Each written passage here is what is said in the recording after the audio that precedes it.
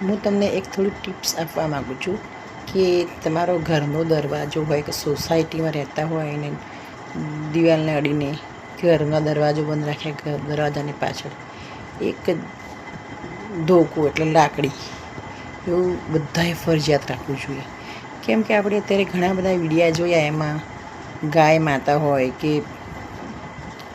સોડ કહીએ છીએ ને, આખલા કહીએ એ હોય, એ બહુ ધૂમ મચાવી રહ્યા છે અને લોકોનો જીવ લઈ રહ્યા છે.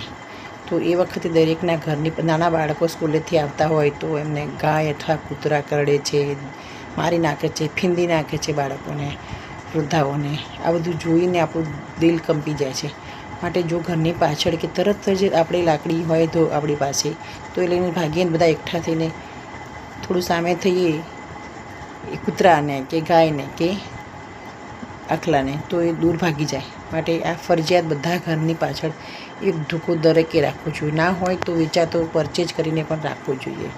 એનાથી આપણને બચાવ બી થાય અને ક્યારેક કોઈ ઝઘડો થાય, મહામારી થાય એવું હોય તો બી આપણને મજા આવે એમ એટલે રાખવું જ જોઈએ ફરજિયાત લોકોએ.